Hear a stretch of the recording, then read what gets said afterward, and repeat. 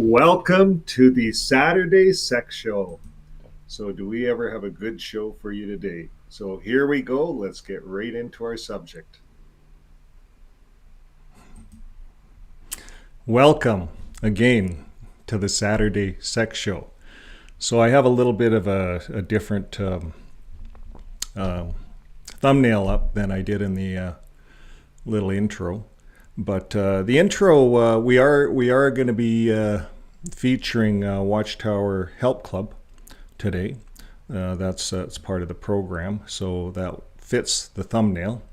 So yes, so we're going to talk about Jesus. Does Jesus exist? Did Jesus exist? Now, for those of you that just signed up to the show here, let me see who's on. We did a little bit of a survey to see how many people believe that Jesus is real. 100% believe that so far, that Jesus is real. They believe that. So we don't have a whole lot online, so we'll keep that survey going for a bit. I have a couple of other surveys going for you. I don't know if I can do double surveys. I can try it. Let me see. Start a poll. No, I can't start another poll, but I can start a question and answer. So I can say something like,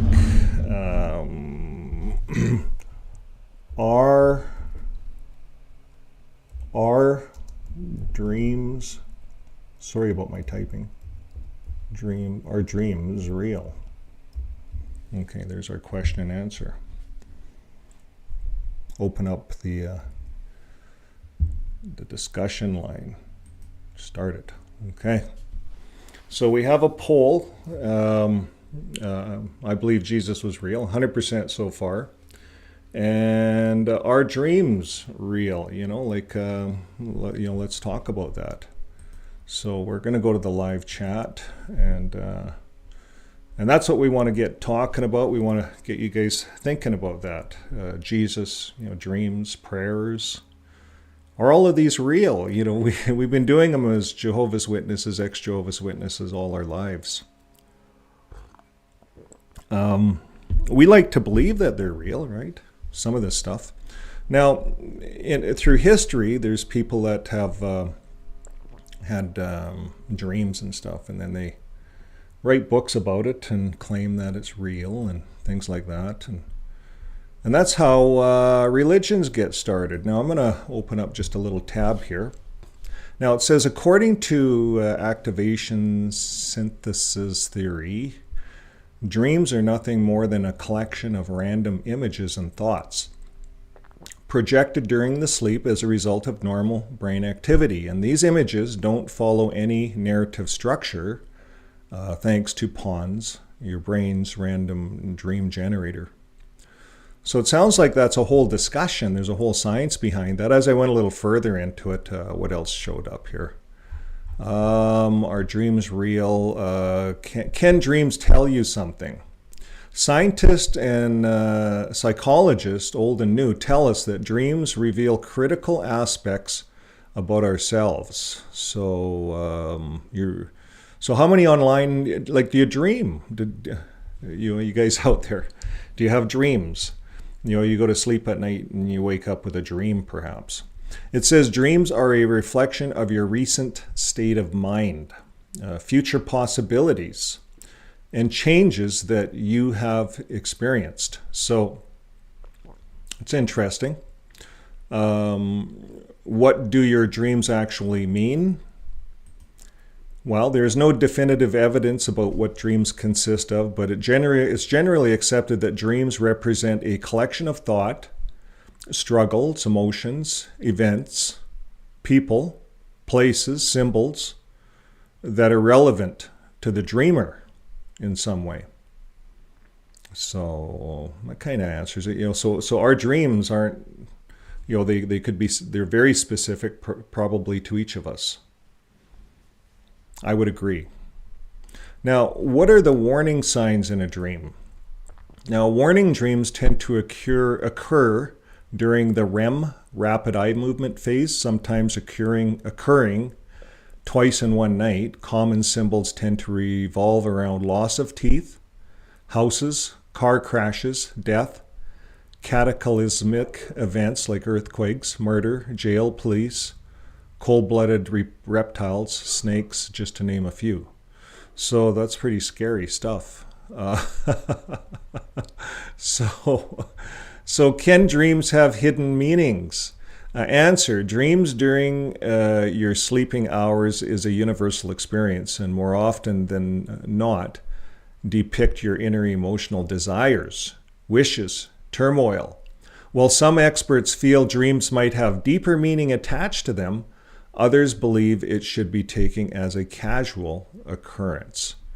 So, why do dreams feel so real? Well, simply put, dreams that feel real occur when our brain activity is heightened during the REM rapid eye movement part of our sleep cycle. And during this stage of sleep, increased blood flow to the visual cortex in the back of your brain increases activity, giving us more vivid and realistic seeming dreams than normal. So that's all we're going to talk about on dreams. We're going to go back to the live stream and questions. How many? We have 29 people online, 17 people, so that's great. So if you can do the survey, do the survey. Hello to Kay Fred, hello Michelle Allen, and hello to James E. So dreams. So we have a bit of an audience. So what do you guys think of dreams? James E. says dreams are when we connect with our higher self. I believe in that. I agree. K. Fred says, hello there. Hope you're feeling fine this Saturday. Well, I'll tell you what. If it wasn't for my good wife, I wouldn't be here talking to you today. I was actually going to do a little road trip on my own last night, and I thought I'm just tired. And that's what we do. Sometimes we get stressed out, and we really don't have any stress. And when you look around the world and people have lost their houses with all these fires that are going on, I don't have any stress. I have it pretty good. But sometimes we make our own stress, and sometimes we're just running from something. I know myself, as a Jehovah's Witness, as an ex-Jehovah's Witness, I felt like I was always running. For instance, I've been together with my wife, my good wife, Shauna, for 10 years. But yet I kept going up north, kept going up to the high Arctic. I felt I was driven to go up there. I didn't know why I was going up there. I was going up there before to serve Jehovah, but I quit it all. But I kept going up there. And I'd be away for, 3 weeks at a time. And poor Shauna would be at home all by herself on a big farm, managing it all. And then to boot, managing a whole peat moss business that I threw at her. And she did it all. And she did it because she loved me. And sometimes we don't say, thank you, sweetie. You're just the best. We don't say thank you enough to our wives. And we don't do that. And I'm speaking from a male perspective. And, and even at that, I feel I'm quite sensitive. But I'm not sensitive enough. And like last night, I was going to go for a drive. I didn't want to do the Saturday sex show. I was tired of it, and I didn't know why. And I didn't know why I was feeling this way. But I did this morning when I woke up, and I realized I had to make a video of it. And my next video was this show. So we did talking about Jesus, and sometimes we pray when we get to the end of our rope. We feel like quitting. And then we realize, sometimes our task that we're doing now, it's tough. And not everyone's your fan. And then you wonder, well, should I be doing this? And is it the right thing to be doing? And I know when I came out of when I started to wake up, I felt that way a lot. I felt, is Jehovah real? Is he not real? Is it Yahweh? I played that game for a while. And I went back and forth about Jehovah, Yahweh, and doing a lot of research, and it drove me nuts, to be honest with you. And I kept seeing differences between Jesus and Jehovah. For instance, Jesus said, don't judge, but yet Jehovah says judge. And Jesus says love, and Jehovah says persecute. I'm a God of war. What do you expect? So I got thinking when I was waking up, maybe that's what it is. Jehovah's Witnesses, Jehovah God is a God of war. And I said no. And I actually watched some apostate's channel, and he had one of these guys on talking about how the Bible's not true. And I was just beside myself. And my good wife was there. I was walking out the door and going for walks, and I couldn't handle it. But my good wife kept reeling me in. She'd reel me in. And how she would do it is she would just do the kindest things. Open the door for me. And I'm the one that's supposed to be opening the door for her. And she'd be opening the door. She'd get me my tea and, make me my favorite sandwich. And, is everything okay, honey? Let's watch a movie. She'll make me my favorite meal. Wives are just excellent. And we don't say thank you enough to our good wives. But last night, she reels me in.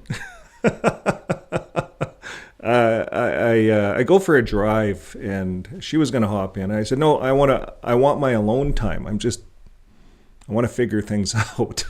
So I started driving, and the truck's kind of broken down. It hasn't been to the mechanic. It's due Friday or something.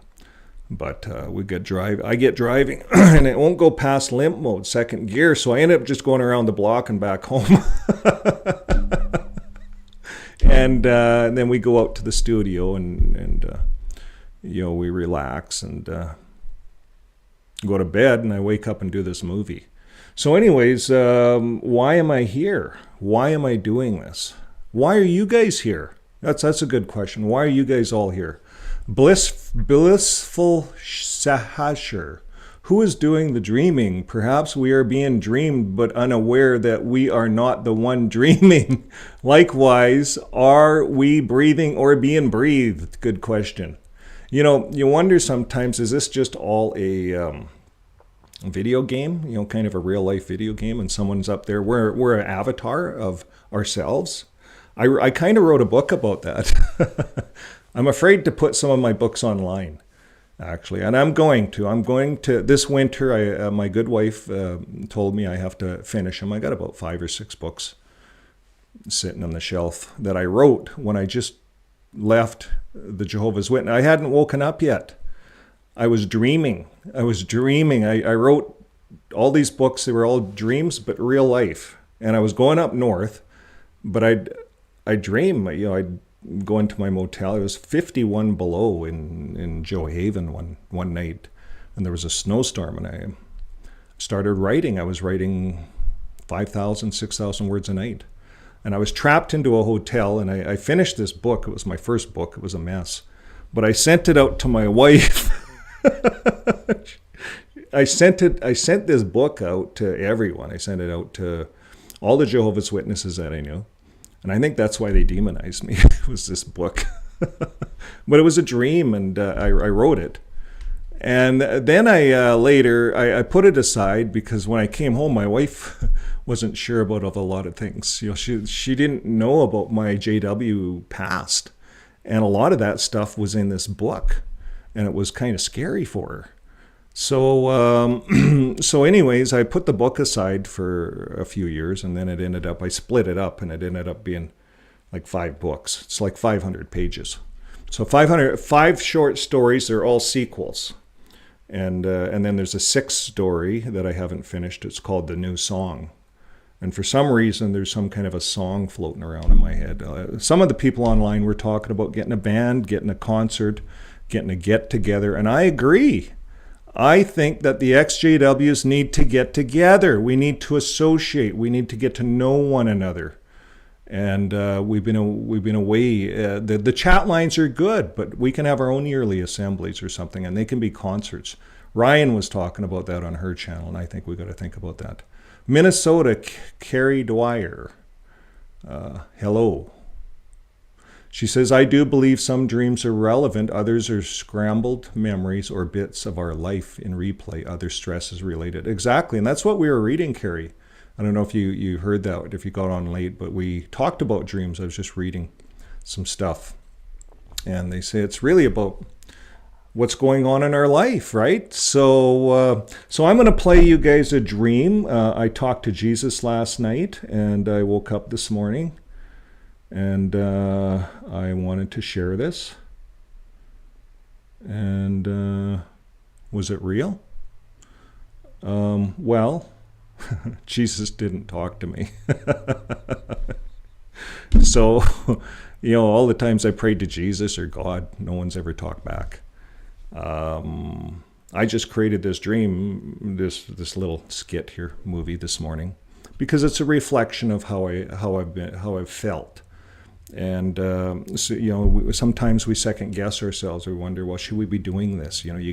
We get people coming online and saying, you're Satan and you're the worst, and and my good wife says, oh, don't worry about that. That means that you're doing the right thing. You see, and so then we ask the question, well, I guess not everyone liked Jesus, right? He turned money tables over. Okay, so Jackie Jacks, hi. Make sure you're grounded. It's healthy. Yes. You're a grounder. I believe in that. I did a video on grounding. Jesus was grounded. He walked with these sandals that were leather. They're grounded. And did you know they didn't invent the leather or the plastic insole until, 1959 or something? And then they put plastic on all their feet, and then we started to have all kinds of health problems. So my wife and I make a point of walking on the ground, bare feet, daily in our backyard. And it has healing effects. Now, I did a video, and I'm actually an electronic, techie kind of guy. And I wanted to see things for myself. So I took my voltmeter and I put it to ground, and you can put it on ohms, to see resistance. And sure enough, volts actually, really small voltage. And sure enough, we're holding a lot of voltage. And I found that I was holding, when I'm on the computer here, we absorb a lot of voltage. So I actually built a grounding pad, and I don't have it here. I should put it back in my studio, but it's a grounding pad to metal, and you just plug it into a grounded outlet. And you're always grounding. So all this voltage is just going to the ground. And I think that's so important. But anyways, that's kind of off topic, but thanks for bringing that up. Not too many people know about that. Was that Carrie Dwyer? So Northern Beaches was nice, poor, but great beaches, bush. Okay. So we got a few people online. 83% believe in Jesus. Are dreams real? We have a lot of people talking about it. Who is doing the dreaming? Perhaps we are dreamed. Perhaps we are like an avatar of a dream. You ever think of that? When I was waking up, I wrote that we were like light beings just traveling through the universe, and we choose our course, kind of a little way out there, but that's a JW waking up. I had all these ideas in my mind, so I started writing. I'm gonna carry on in the show. We have a big show here. I want to get going. History of Jesus. Let's talk about that just for a second. The historicity of Jesus is the question of whether or not Jesus, the central figure of Christianity, historically existed, as opposed to being a purely mythical figure. So virtually all scholars of antiquity argue that Jesus existed or didn't exist. Well, all scholars argue that he did exist, that he existed. So the contrary perspective that Christ was mythical is regarded as fringe. So fringe meaning that there's a few that don't believe Jesus existed, but most of the scholars believe Jesus existed. In fact, they believe Jesus existed more than they believe Jehovah existed. That's kind of what I'm seeing. Only two key events of Jesus' life are widely accepted as historical, and that's namely his baptism and crucifixion, while others elements, his alleged miracles, are subject to debate. Standard historical criteria are used in evaluating the historicity of the gospel narratives, and academic efforts to determine the facts of Jesus' life are part of the quest for the historical Jesus. So besides the Gospels and the letters of Paul, sources for the historicity of Jesus includes the work of Jewish historian Josephus,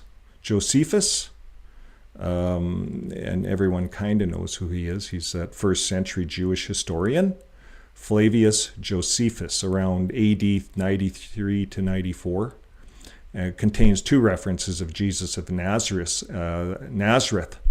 and one reference to John the Baptist. So he's a widely respected historian of the time, and even the Jehovah's Witnesses refer to him in a lot of their stuff. So, and then it says, and the Roman historian Tacitus, that's a, where is that guy? Do I have him here? Yeah, the Roman historian and senator Tacitus referred to Jesus, his execution by Pontius Pilate, and the existence of early Christians in Rome in his final work. So there's another historian. So who both of these historians lived shortly after the time of Jesus and wrote in reference to him and his followers. So there's some history on Jesus. The quest for historical Jesus and the solitary reconstructions, flies flying around here. So there's a lot of information on this subject. I'm just going to go, where am I here? I'm going to go right here. Yeah, there's a lot of information. I'm on Wikipedia here. That's where I'm at. So, but we're going to go all the way down here. There's a ton of stuff. I'm not going to cover all of this. And there's non-Christian sources. You see, all the religions on earth believe in Jesus. Everyone believes in Jesus.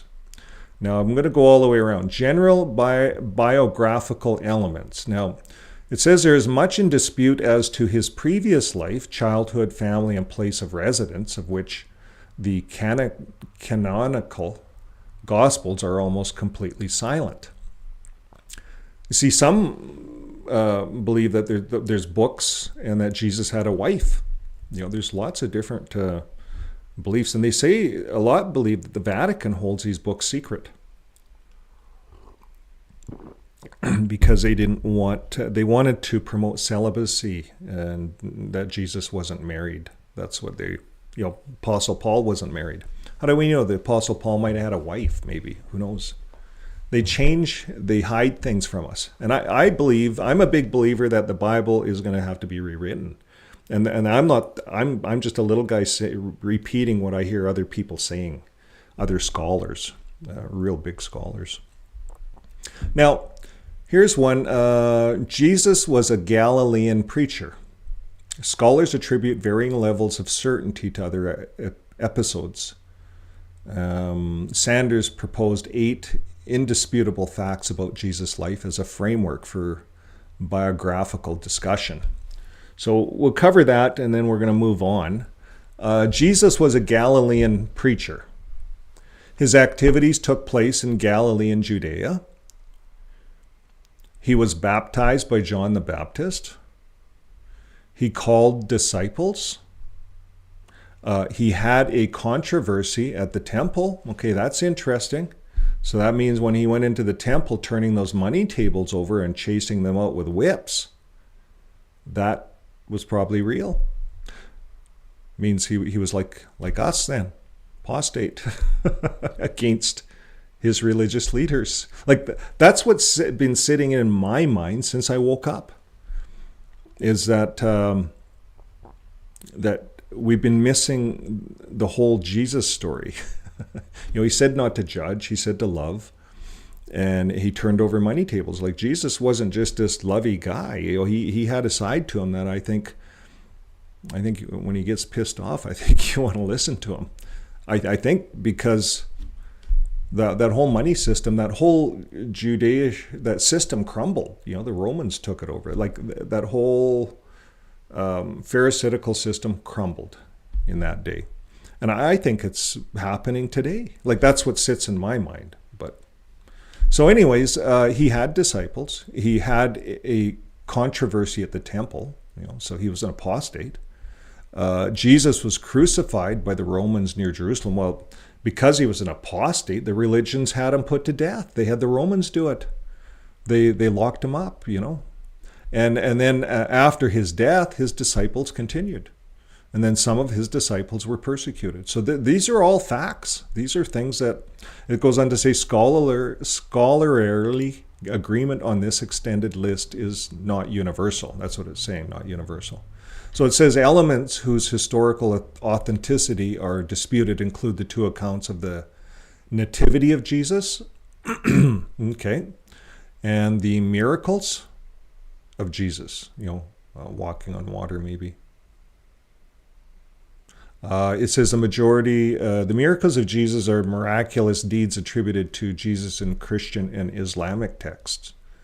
And the majority are faith healings, exorcisms, resurrections, and control over nature, miracles. So those are disputed. The nativity of Jesus, nativity of Christ, birth of Christ, is described in the biblical Gospels of Luke and Matthew. And the two accounts agree that Jesus was born in Bethlehem in Judea, and that his mother Mary was engaged to a man named Joseph, who was descended from King David, and so on and so forth. And such as turning water into wine, the wedding at Canaan is the name of the story of the Gospel of John, at which the first miracle attributed to Jesus takes place. And feeding the multitude in Christianity, feeding the multitude comprises of two separate miracles of Jesus reported in Gospels, in which Jesus used modest resources to feed thousands of followers who had gathered to see him and heal the sick. So again, we're talking about some of the stuff that's disputed. And in Christianity, feeding multitudes, and walking on water or on the sea is recorded as one of the miracles that Jesus recounted in the New Testament.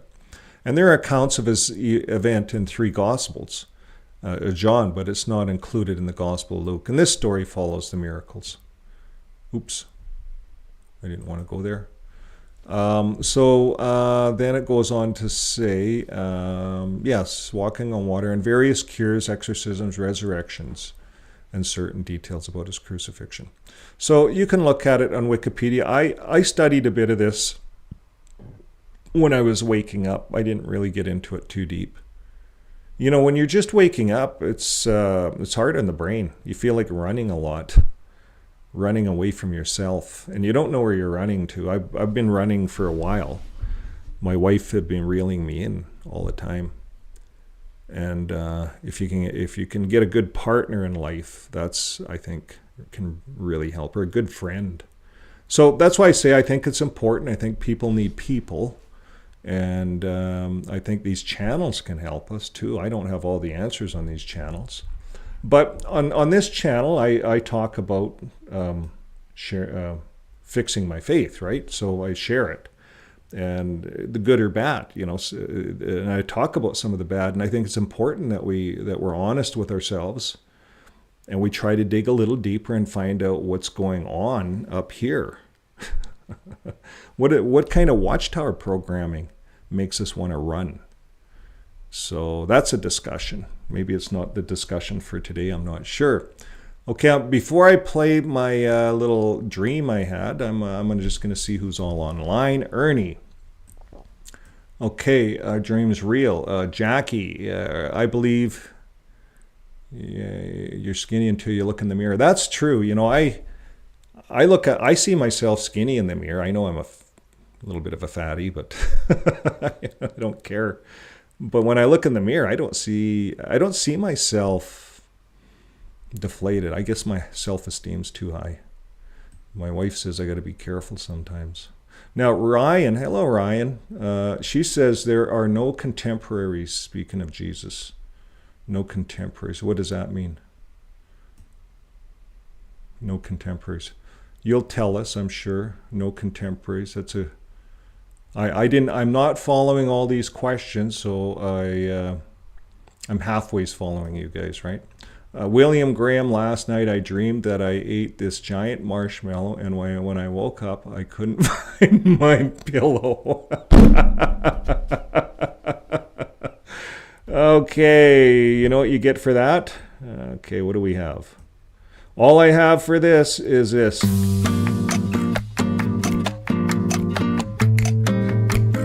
That's it. It's on my other show. I have the claps and all that. So I'm limited to certain buttons on different shows. Now, that was a good one. I'm going to go up the thing here. Okay, so we got a lot online. You guys have been waiting to see my dream. Here it is. I'm going to get off the screen.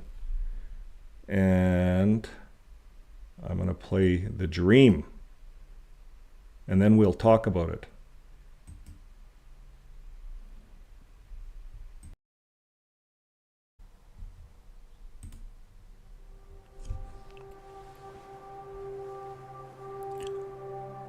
I'm wondering if Jesus or God exists. Who do I pray to? God? Are you out there, God? Where are you, God?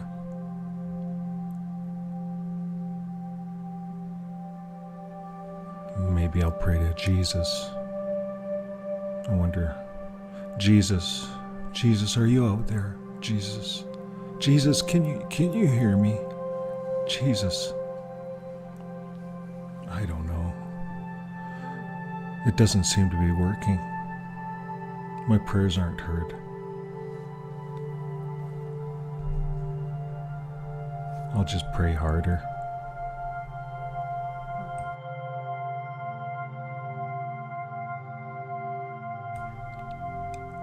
Are we doing the right thing with the protest, Jesus?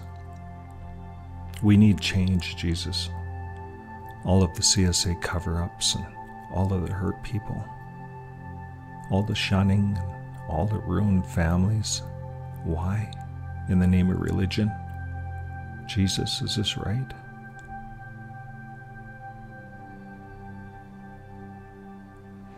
Get up, my child. Follow me, and I will show you what happened in my time.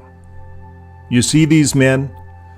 They're the pharisaical leaders of my day, the religion of my day, and they control the people. You see the people? They're lost. The people are confused, just like in the Watchtower. Just like in religion today, in all of religion. The people are lost, but they're following blind leaders. Blind leaders who are not concerned about the people. They're concerned about money. They're concerned about charity status.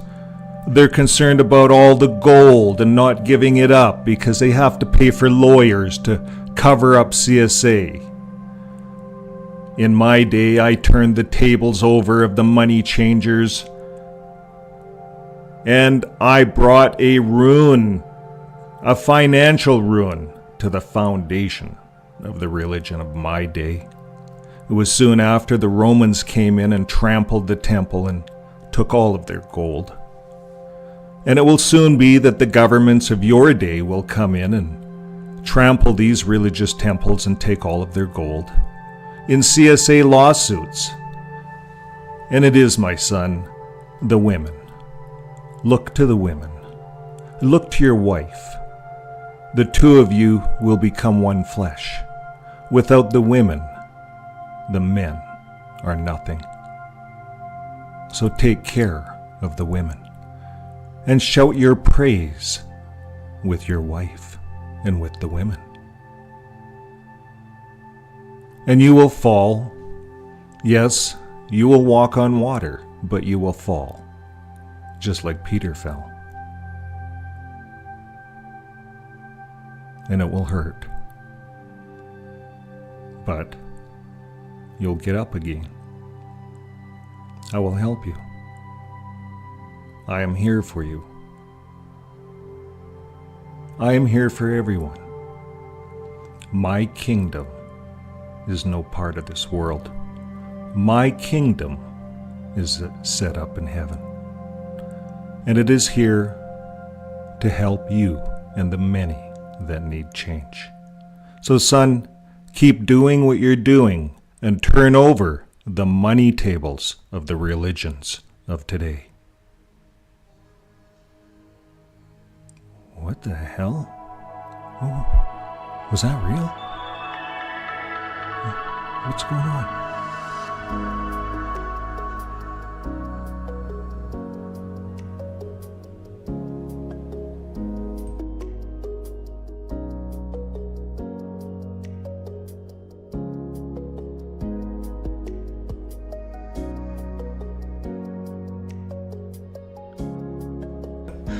Trying to figure out all my buttons. Got music on now. I gotta figure out the music. Background. Here it is. Okay, so we go back. We're back on the live. So there you go. There's the tearjerker. But sometimes we have events that happen to us in a day, and whether we pray or not, we have these dreams, and we ask ourselves, what am I doing in life? Like, why am I here? Why am I online talking? And sometimes we ask ourselves these things, and we wonder, is it the right thing to be doing? And I don't know, in my reoccurring dreams, it seems like this is the only thing to be doing, that we have to be doing this. And it seems like, if Jesus is real, if he was real back then, we know he was a real man. And we know that he went into the temples and turned over money tables. That part we do know, and everyone agrees on that he was an apostate of the religion of his day. So if Jesus was here in our time, what would he be doing? And that's the question I had to ask myself as I was waking up, out of religions, period. What are the religions doing? And if Jesus was really here, what would he be doing? What did he do in his day? He turned over the money tables. You see, all these religions are just real estate companies. They're businesses, and the charity status gives them a lot of clout. They have millions of dollars that come in because of the charity status. It basically helps pay their operating fees. And also, we think of Toni Morris and how that house is done. It's a life estate. It's done they call it under the world, what do they call that? The world order. The world order of Jehovah's Witnesses, like the New World Order.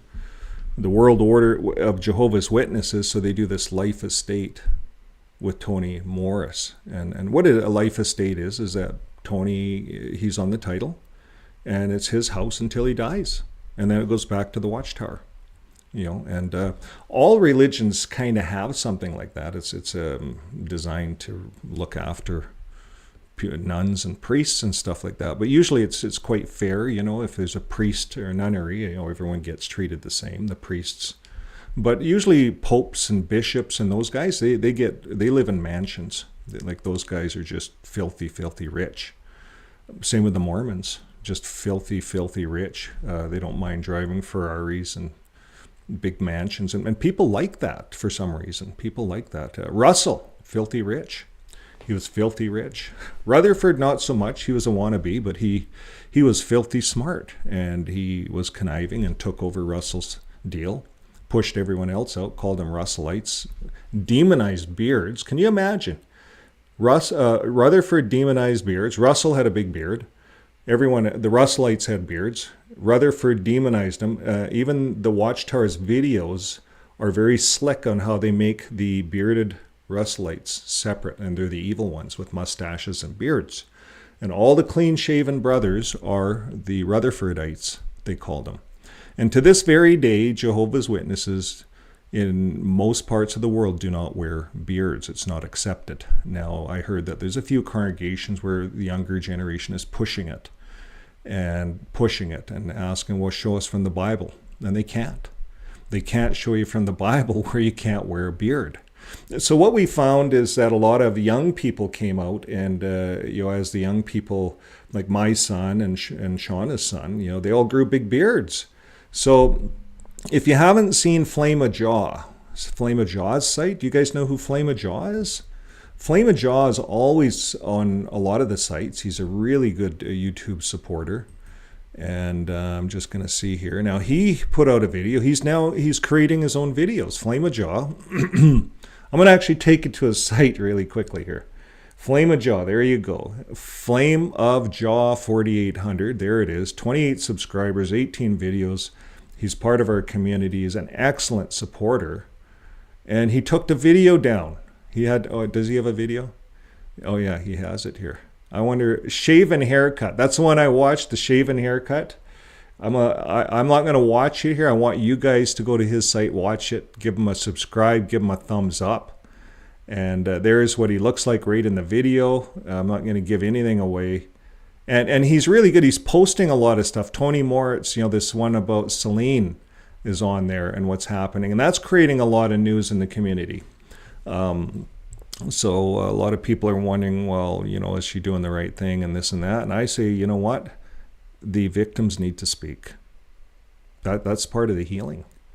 And that lady drove all across the country to say what she needs to say. And it sounds like it's all turned over to the police. But no one's driving across the country and tracking this guy down unless it's true. And there's just so many story after story after story. And it's weighty. And I know I carry the news out of choice. I guess I could do other stuff. But I don't want to do other stuff. The other stuff, I kind of covered it. All the doctrinal stuff, you could... Like the Bible, you could use it in so many different ways. And, I think I think the first step to waking up is realizing that no one's the judge. No one can judge you. And don't, for me, cult was a big thing. I couldn't accept that I was in a cult. Couldn't accept it. So then I started doing articles on it. And then I'd see some of these things on the CSA, and I didn't want to go there. I'm not going there. And I said to my wife, I'm not going in that direction. I don't want to start doing all that stuff. And lo and behold, now we're knee deep into it. And that's what it's really all about. And as we wake up further and get outside of all of this mess, what would Jesus do if Jesus were here? That's the question. So I think Jesus would do what Selena, what's her name? Selena is doing. Go and face the perpetrator. Jesus went right to the temple. So, and I think that's what all the apostates are doing. I think they're doing a great job. And I think we have to keep doing this together. And brick by brick, one of our best videos was the wife and I were just sitting on the couch and she showed me these towers falling. And I just popped out that video because the tower is falling. Watchtower is falling. There's just too many legal bills.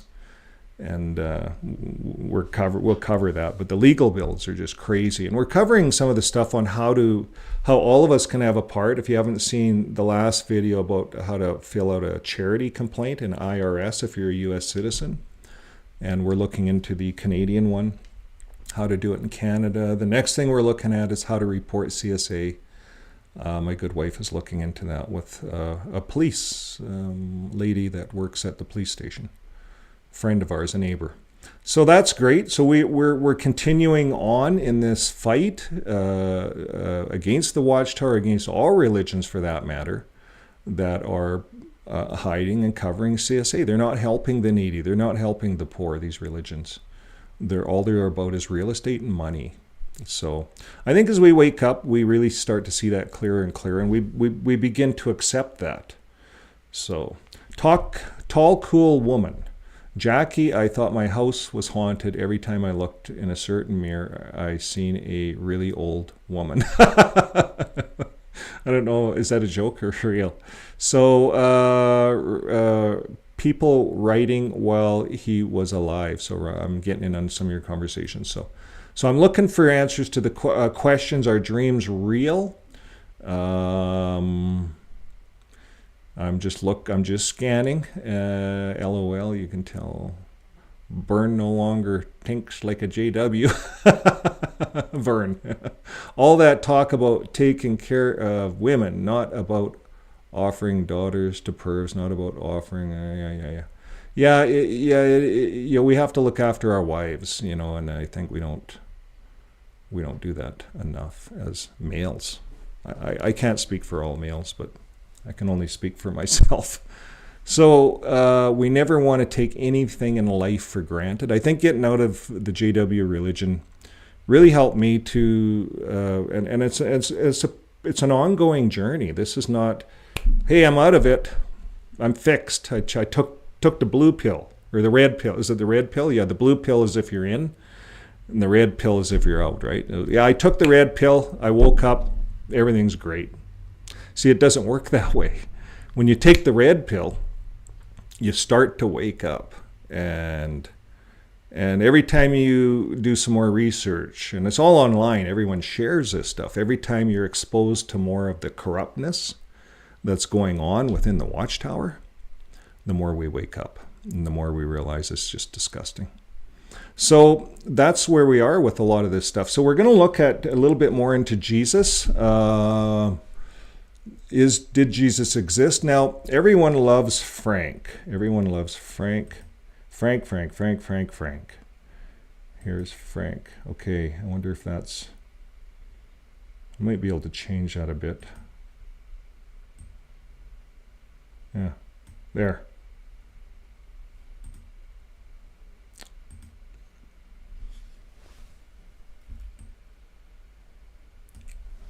There.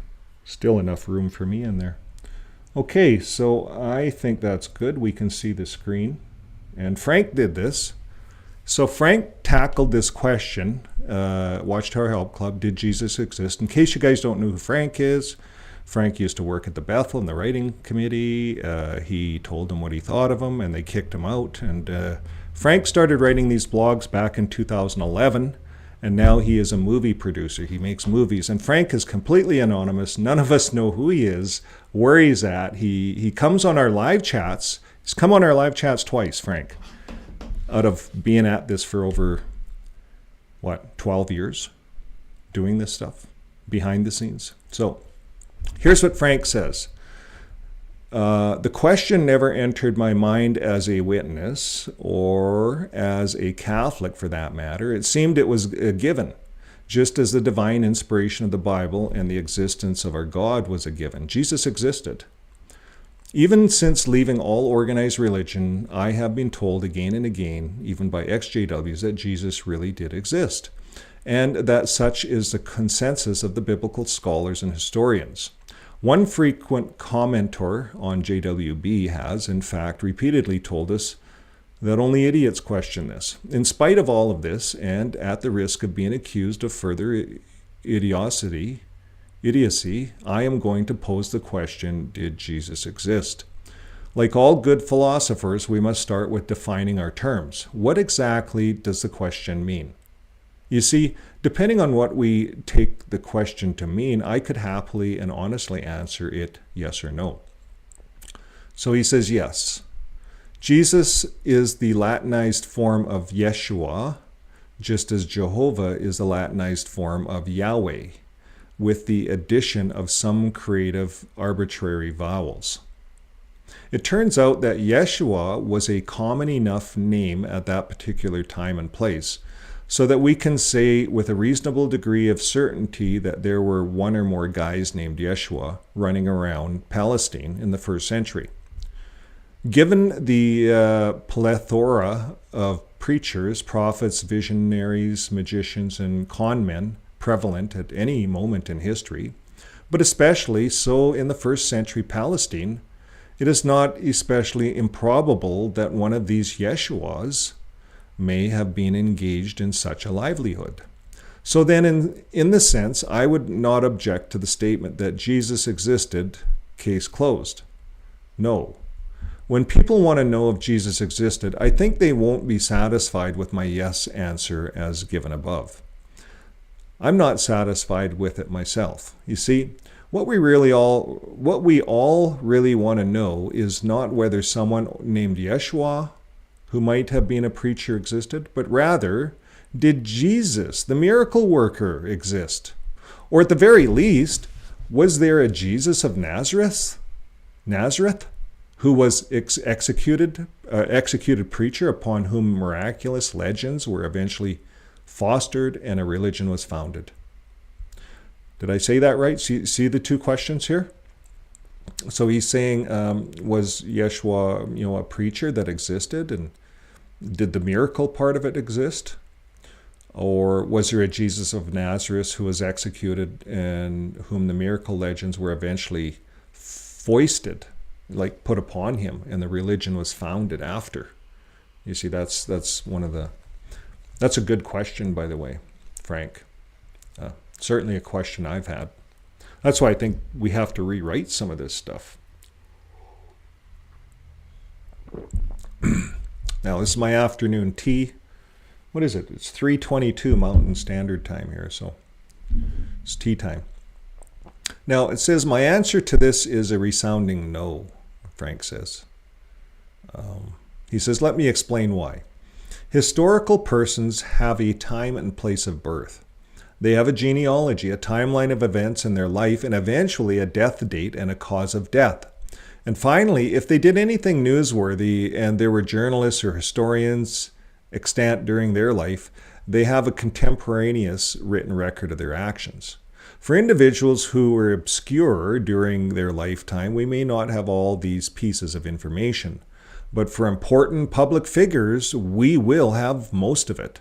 Isn't that the truth? You know, you go into Google and you want to know the birth date of important people, you can get it. But I've been looking for the birth dates of all the governing body members, and I can't get it. Unless you guys know the birth dates, I'd be interested in knowing them, just the birth dates. And then I'll make a video on it. Now, it goes on to say, in the case of Jesus, there have been attempts to provide these things. However, as we'll see, there are major problems with what has been provided, so much so that in some cases, it would have been better not to have made the attempt. Uh-oh. Okay, warning. Before we go any further, we don't want to destroy anybody's faith in Jesus, that current faith. So this is an opportunity that you can go off the channel, because I think we're going to learn something here that Frank says we might not want to learn. That's what I'm. And folks, I'm reading this real time with you. I haven't researched this. I didn't have time. So I wasn't going to do the show today, remember. So here we are. Let's go back to the screen and see what Frank says. Okay, was that the better one? There's a better one. Okay. Frank. He says, so much in some cases you might not want to go this far. So year of birth. Let's go. I'm going to go. Who's with me?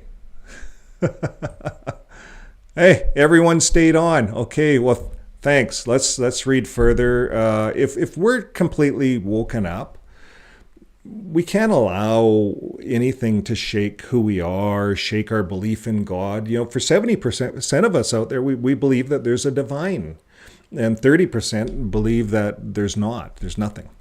So let's not allow other people's belief to sway our belief, or vice versa. And let's be tolerant of all people's belief, because all people have a right to believe what they want to believe, and that's just the way it is. No, there's no truth. There's no magical truth on this earth, and this is what I realized, is that hopping out of the watchtower, you're always looking for truth. There's no magical, like this is the truth. No one knows. You know, the real truth that I see is live life well, live it good, live it with love, and look for opportunities to hold the door open as a male. You know, for someone, an old lady, help an old lady across the street. What can we do that's going to show love in our daily activities? That's what I think is important. But anyways, let's go further on Frank's. He's gonna dissect this. And Frank is a writer. He's very smart. He's anonymous. We don't know who he is, and he was working in the Watchtower. And he talks a little bit about his story. You can kind of get to know Frank through all of these blogs. And here he's talking about himself. He says, when I was a Catholic kid, I thought it was well-established fact that Jesus was born on December 25th of the year 0, neatly divided BC from AD. But there is no evidence for this. In fact, the gospel accounts rule out winter birth, and there was no 0 year. Without a birth certificate or any other secular documents, we are left with our only two sources, the Bible books called Matthew and Luke. But these accounts contradict each other. The account in Matthew relates that Jesus was born prior to the death of Herod, up to 2 years before Herod's death, because in seeking to kill Jesus, he had allegedly ordered the slaughter of babies up to 2 years old. And we know that Herod died in 4 BCE. Now, the account in Luke relates that Jesus was born during the census of Cyrenius, a.k.a. Quirinius, whatever that is. Wikipedia it takes you to. And we know that this census took place during the second term of Cineas between 6 to 9 CE. So I'm going to post this, folks, on the descriptions, a link to this article.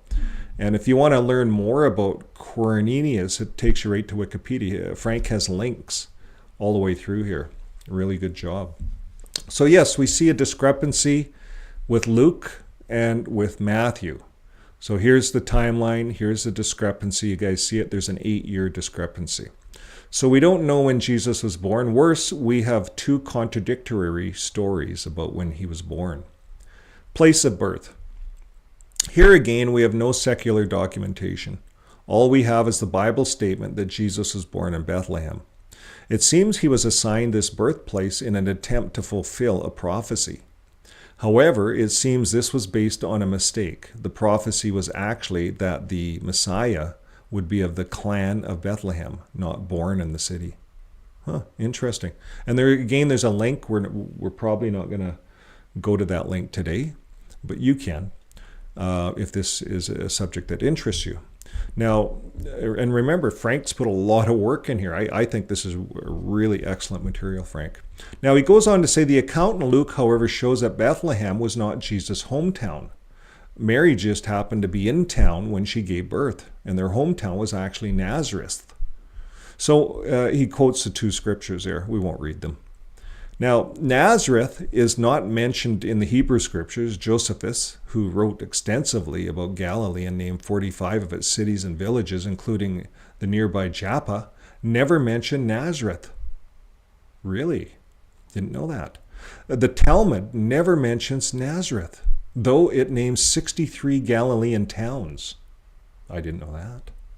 No secular mention is made of it prior to the 4th century. Despite extensive archaeology digging in the area, no evidence has been found of the existence of this city in the 1st century. This has led archaeologists to conclude that, and he gives a link to something here, that there's no evidence of human habitation at Nazareth is exact from c. 730 BCE to ca. 70 CE. So Frank says, just excuse me for a second here.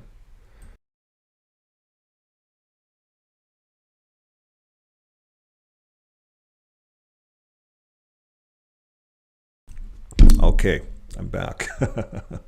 Okay, so Frank says the assignment of Jesus' hometown to Nazareth may be another instance of the gospel writers' misunderstanding of the prophecy tradition and their tendency to commit anachronism in their writings. Anachronism. What does that mean, anachronism? I wonder, search Google for it. Anachronism, a thing belonging or appropriate to a period other than that which it exists, especially a thing that is conspicuously old-fashioned. Everything that it would have appeared in centuries past apart from one anachronism, a bright yellow construction crane. An act of attributing or a custom event or object to a period of which it does not belong. Okay. So it's like Nazarite or Nazareth didn't belong during that time. That's what it looks like. They couldn't find it in that timeline. So we don't know when Jesus was born, and we don't know where he was raised. Genealogy. There are no genealogical records for Jesus except those in Matthew chapter 1 and Luke chapter 3. Once again, these accounts contradict each other as highlighted below. Christian apologists attempt to reconcile the genealogies by claiming that one of them traces the maternal line and the other the paternal line. So when one account tells us that Joseph's father was Heli and the other tells us that Joseph's father was Jacob, one of these really means his father-in-law. However, the exact same phrase of descent are used throughout, both where the genealogies agree and where they disagree. You can see this for yourself from the following images and the interlinear Greek scriptures of Luke and Matthew.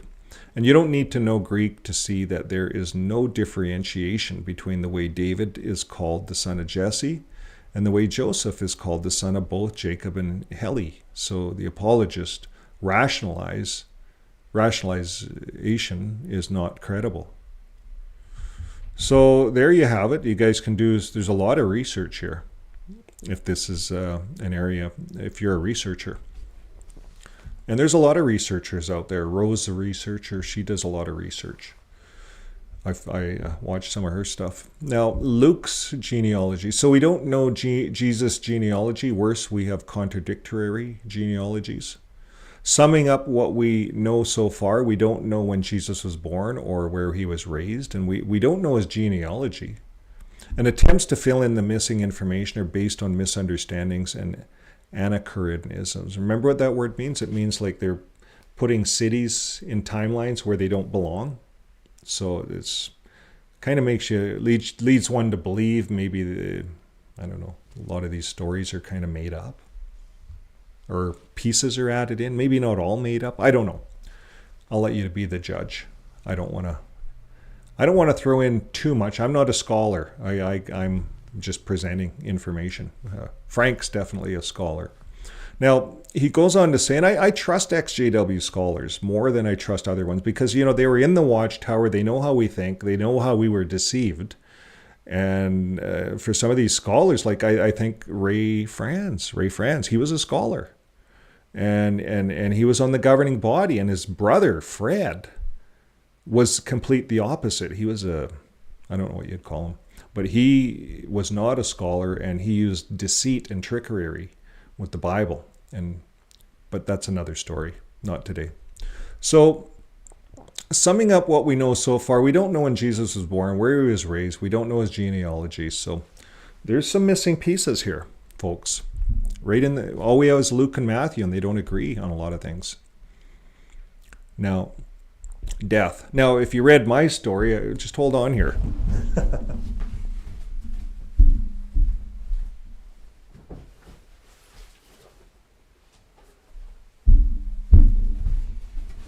I got back my copy of my story here.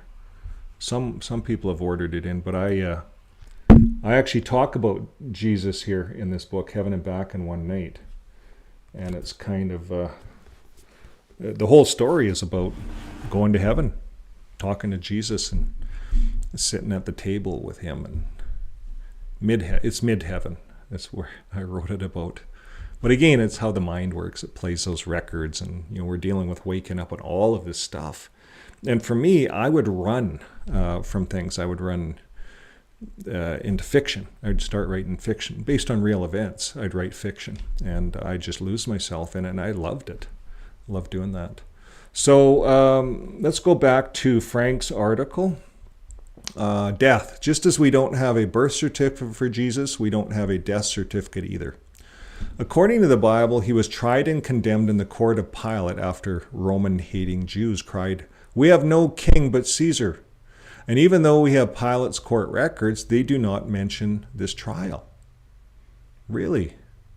Okay, so the details of his death are contradictory in the Gospels, as are the details of what happened before and after. So Frank lays it all out, all the scriptures. Jesus would deny Peter 3 times. All of this stuff. Judas hanged himself, fell and burst asunder. So Acts talks about something else happening. So Peter would deny Jesus 3 times before the cock crowed, and 3 times before the cock crowed twice. So you see the discrepancy between Matthew and Mark. And then in Luke, 3 times before the cock crowed. So there's discrepancies. On the 3rd day or after 3 days. See, after 3 days is different than on the 3rd day when Jesus would rise. And that's his discrepancy in Matthew and Luke. So, nice job, Frank. Who purchased a field with 30 pieces of silver? Well, according to Matthew, the chief priest. But according to Acts, Judas. Why was it called the field of blood? Well, it was purchased with the blood money. That's what Matthew says in 27:6-8. But Acts says that Judas bled out there. Very interesting. I've never put any of this together. Never. It's interesting.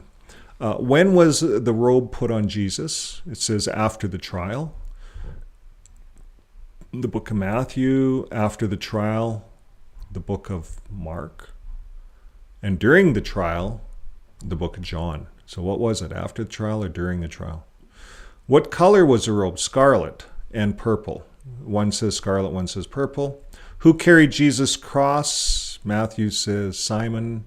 Mark says Simon. John says Simon. No, Luke says Simon. And who carried Jesus' cross? And Jesus alone the whole way. That's what it says in John. Jesus carried his own cross. But 3 others says Simon did. Where are we? Oh, there's a lot of stuff here. Look at how much stuff there is. Do we want to go over it all? So you guys can go over it. We don't know when or how Jesus died. Worse, we have contradictory accounts of his death. So we don't know when Jesus was born or where he was raised. We don't know his genealogy, and we don't know how or when he died. And in short, we don't know anything about Jesus that we know about the real historical persons. The missing written record. I'll just show you how long this article is. We're just probably, well, it's a big article. This is a big article. Frank does a lot of research, lots of research. So we give Frank a big thumbs up for all of this research. Holy crap. Okay, we're gonna whiz through this. Are you guys still online? Still looking at all this stuff. Ryan has a lot to say about all of this stuff. She's done a lot of research on the historicity of the Bible and going back, even Jehovah having. I had one comment was very upset. And I'm just presenting a lot of this stuff. We present it, but when you're waking up to think that Jehovah had a wife, people just shut down. They can't handle it. I know when I was waking up, it was very tough even to admit that we were in a cult following men. I'm not in a cult. I wasn't in a cult. You see, no one wants to be labeled, I guess, like that. It's like having a disease, like being a leper. I was in a cult. So I think the first step to healing is admitting that we were all in a cult. And what we're doing now, folks, we're just going through, and this Frank used to work in the Bethel, and he really, really understands history and logic. And there's a lot of missing stuff in the Jesus story for a lot of us that are that believe in Jesus. I believe in Jesus. I believe in something. There's something. We have these records in our mind from years and years of putting this stuff in, and that's all we have to go on right now, is what we put in, and still until we change our record. So then we ask, well, if we didn't have something to believe in, if it's all fake, then it changes kind of my life. Like and a lot of people say, well, because of my belief, it gives me this vision to do something. So it's kind of like Constantine. He had a dream that he puts crosses on all the shields, Constantine. And the people believed, all his soldiers believed that he had the support of Christ in the heavens on the battlefield. And we know Jesus doesn't support war. He never, at least not the Jesus I knew or read about. So he's out there winning all the wars. But the people want to believe. And so people seem to push farther and harder, believing that there's something superhuman guiding them. And that's what a lot of us humans want to believe. So let's carry on with Frank's breakdown of Jesus. He talks about the missing record. Nothing is written about Jesus during his alleged life or immediately after. And there's a common misconception that the Gospels were written by his disciples shortly after his death. This is not true. First of all, we don't know who wrote these works. And the disintegration of them, as Matthew, Mark, and Luke, and John, were made long after they were written. And they were originally untitled. And only one of the works even makes a claim as to the authorship, John. And the rest are completely anonymous. I seen that in lots of videos out there talking about the Bible.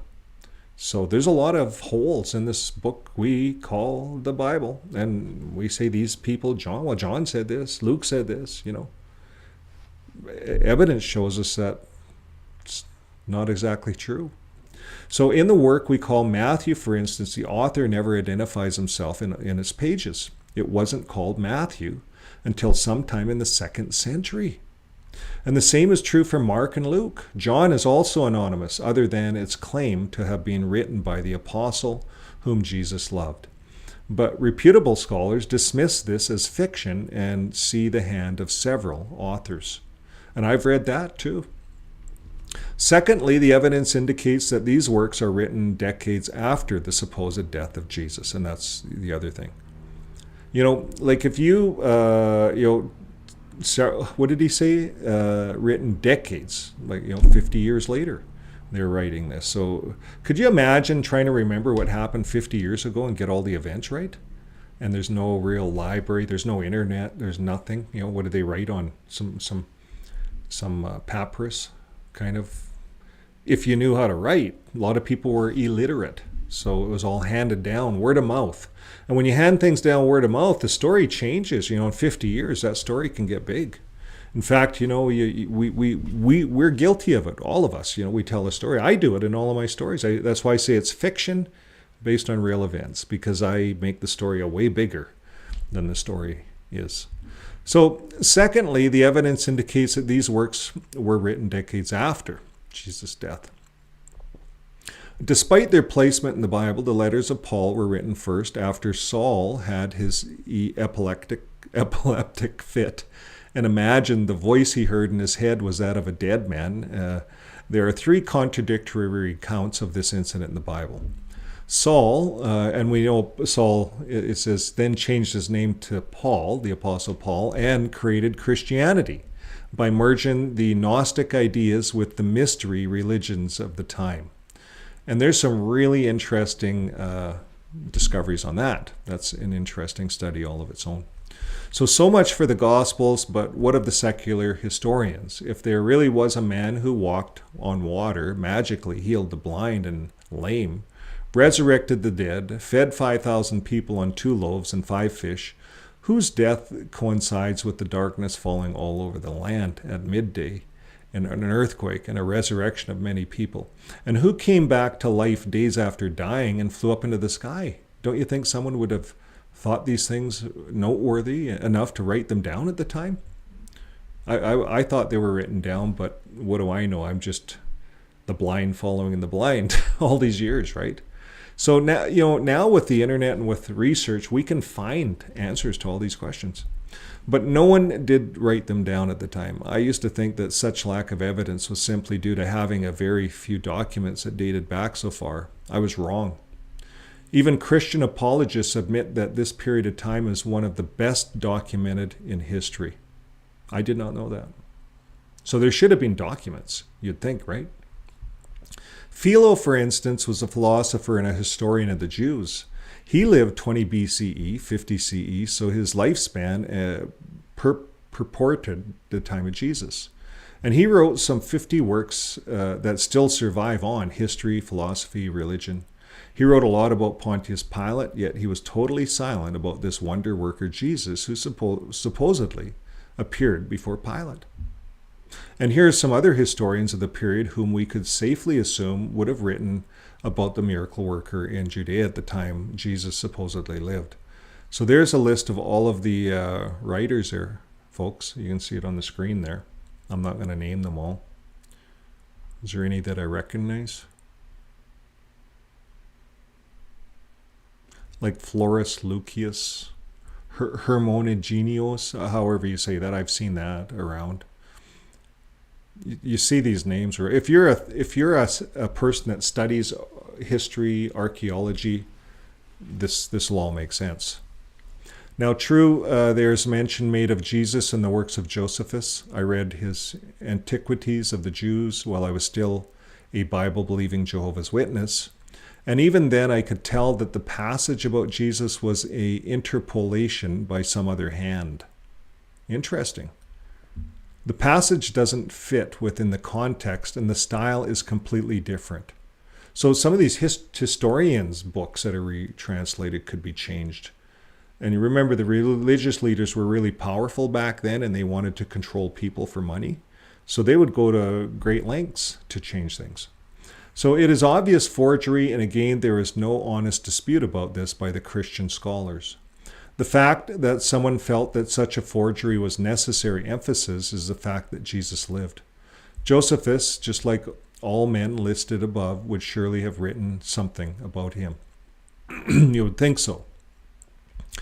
It says Frank says there is also a passage in the Tacitus, which refers to Christians being prosecuted under Nero, given its late date. Even if it were genuine, it would be underwhelming, but in fact is a known interpolation of forgery, to quote the experts.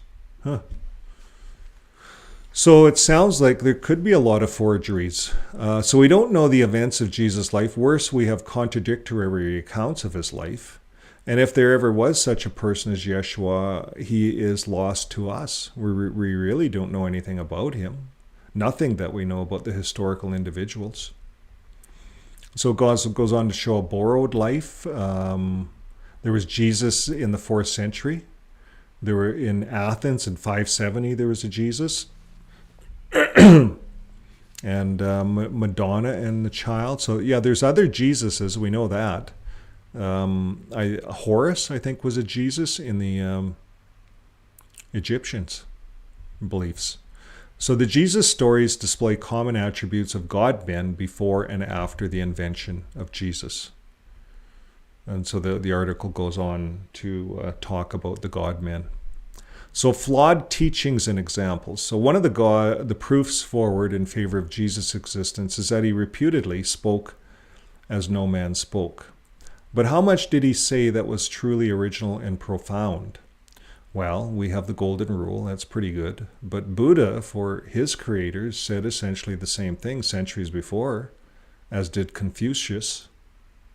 So he quotes those ones. And they were both scooped by the writings of the Hindus some 26 centuries earlier. And one should always treat others as they would treat themselves, wish to be treated. So all the way through history, the golden rule is what I'm reading here, what Frank's relating, has been around. It's been around long before Jesus, this golden rule.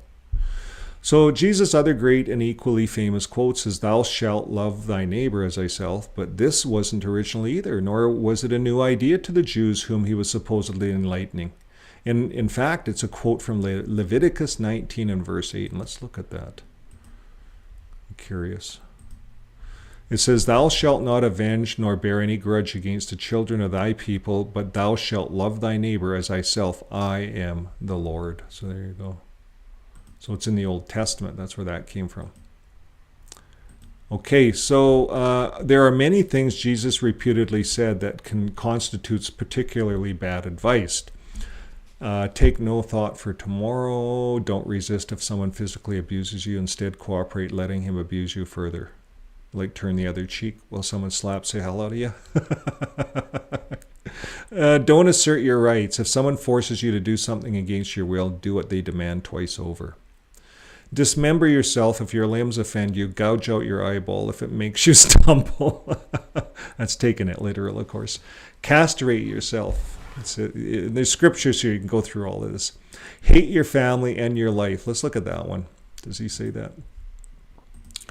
If anyone comes to me and does not hate father and mother, wife and child, brothers and sisters, yes, even their own life, such a person cannot be my disciple. So it does say that. I forgot it said that. So, sometimes we focus on what we want to focus on. Maybe what I'm focusing on has been focused on forever, way before Jesus. Be good to your neighbor, show love. Jesus just did the same thing that everyone else was doing lots of years before.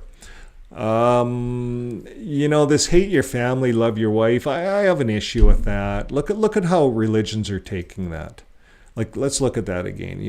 All the religions take that. If anyone comes to me and does not hate his father and their mother. So the Watchtower, you give this kind of stuff to the Watchtower and they go wild with it.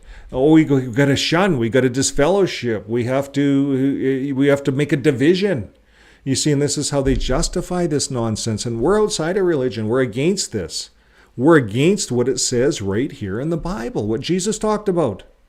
We're protesting against that, even though we like to be like Jesus, turn over the money tables. We're doing that too. But we're against this, breaking families up. I don't think that's good advice. Um, you know, it, in all fairness, like if you had someone that was a murderer in your family or someone that was a known pedophile, a crime, and you had to be careful, well, then maybe we have to draw divisions in all fairness. But the Watchtower takes stuff like this, and probably so does other religions, and they just run with it, like the Amish and Hutterites do. A lot of these little sects, they demonize everything outside of them, right? Okay, so good work, Frank. This allows us to be open with our minds and to look at this objectively and logically, right? That's what we have to do. Stay in a miserable, unloving marriage unless someone has cheated. Yeah, the Bible does say that, unless someone fornicates. So why would you stay in, your husband's just beating the crap out of you every day? Why would you stay in the marriage, right? Well, he hasn't fornicated yet. No, you see, good point, Frank. Don't ever marry a divorced woman. You'll commit adultery. And yeah, that's another bogus thing. And I didn't realize that was Jesus. And if someone robs you, give them more of your possessions. Yeah, I know. That just builds up a problem. And if someone sues you, always settle at a court. Well, that's what the Watchtower loves, that stuff, right?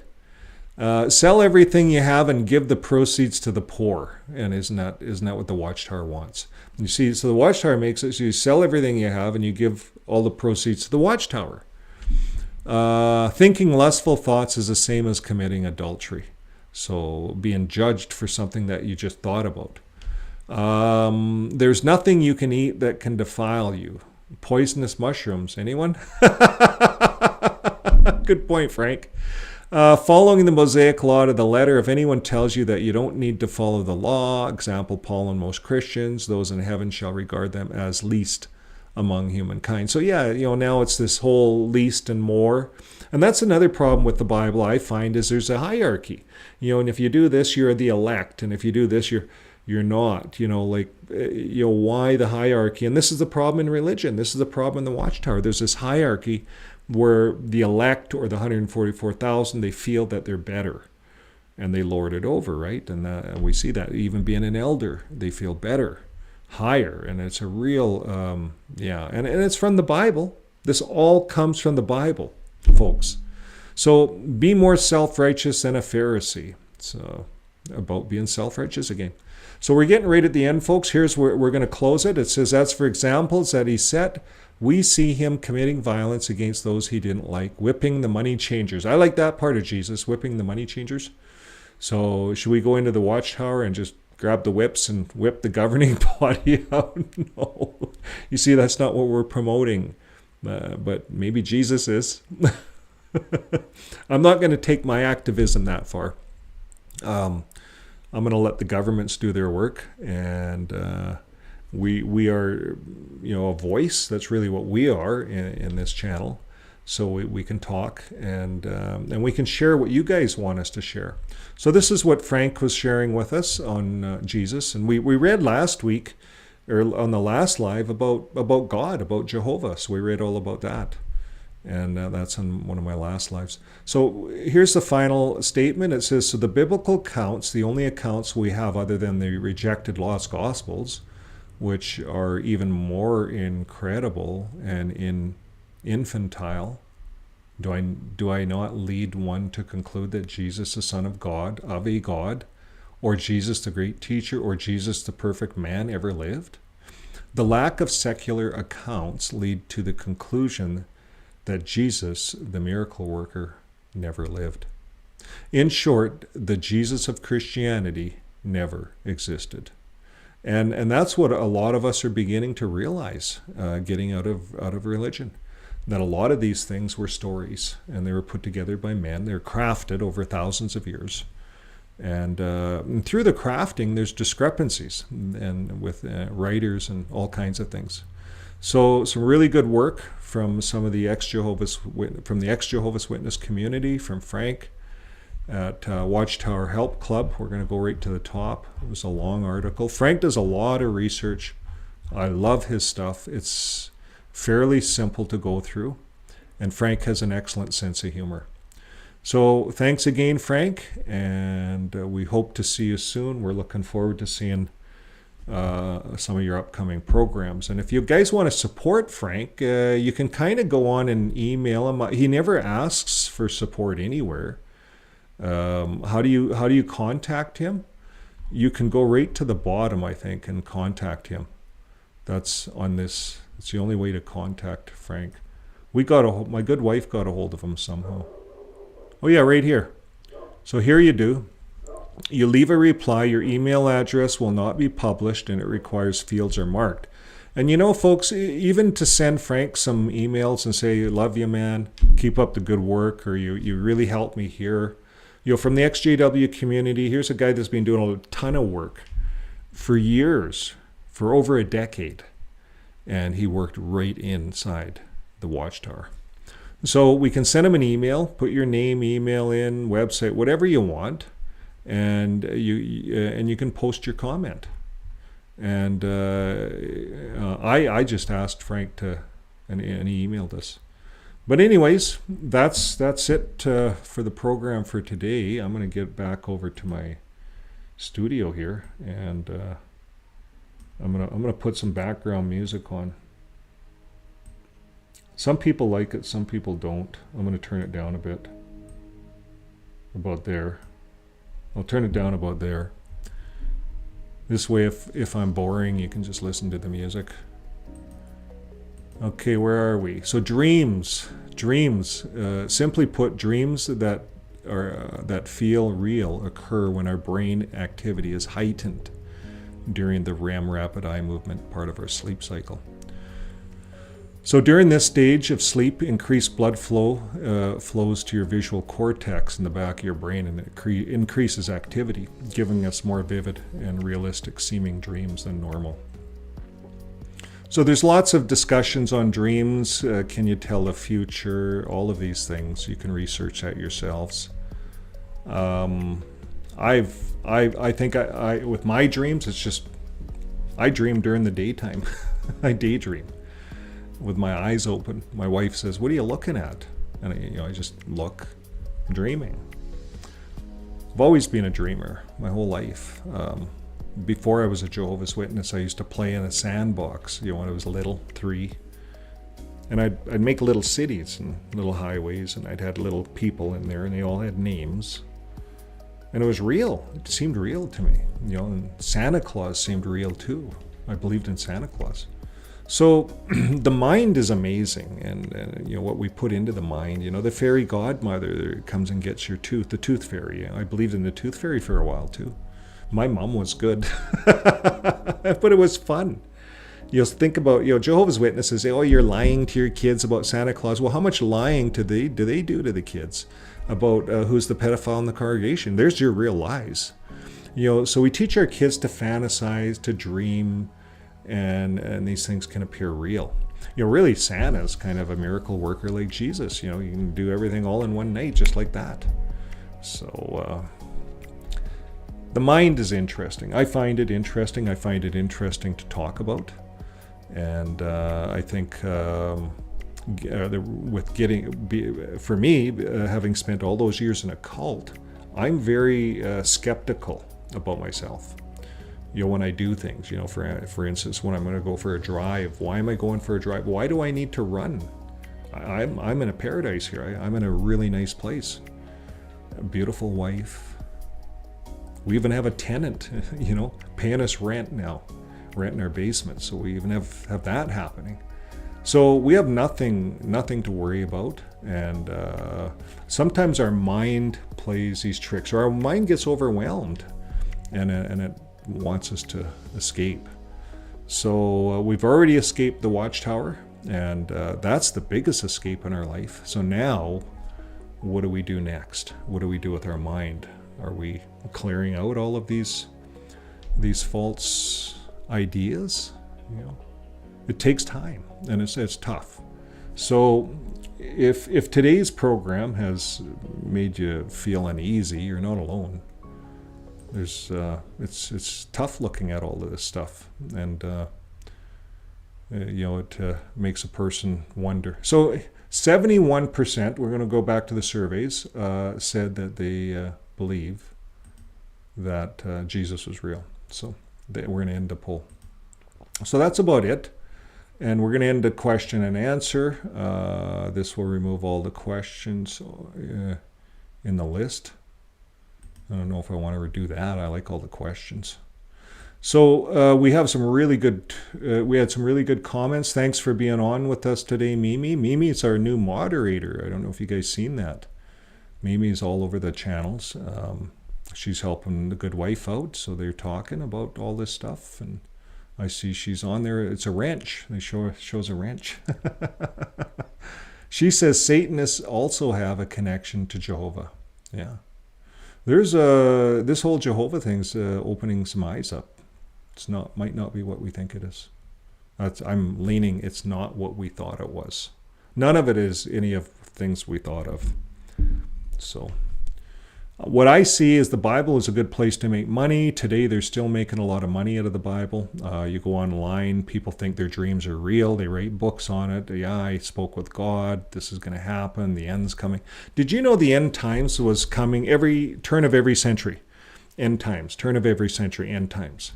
So all the way through history, Jesus is coming, Jesus is coming, Jesus is coming. This is what this Bible book has done to people. It's just made them crazy. And they're fighting wars and killing people and on through the centuries. If you're not Christian, you're pagan. Kill the pagans, you see. And then they countries, they make this part of their law, Commonwealth and colonialism. While they went in and the Romans just took over everything. And to this day, we have it, all over the earth. So we lost a lot on earth because of the Bible, really, because we're not looking at history and accepting it and learning from each other's cultures. But I think we're getting there today. I think society and the collective consciousness of people are realizing that religions aren't helping us. Religions are stealing from us. We're giving them all these tax advantages. We can't afford that. We just got through COVID as countries, and yet the Kingdom Hall wants to. The Jehovah's Witnesses, they sell off Kingdom Halls and they funnel all that money to New York. How do they do that? How can they sell that off and funnel it? Because they've signed over all the titles. So how can a New York company all of a sudden own all of these properties around the world on paper? You see, I think that's tax. I think there's some tax frauds. I don't think that's proper. I think the money has to stay within the country, within the people that built these kingdom halls, churches or whatever.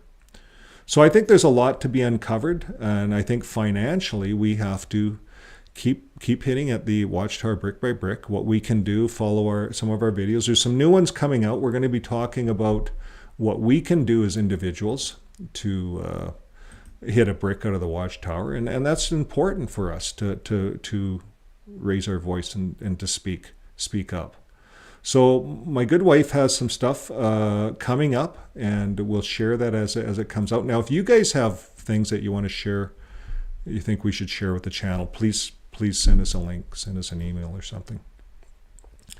So I think that's going to bring an end to our program. Thanks everyone for being online with us today, and God of Gaps, hello.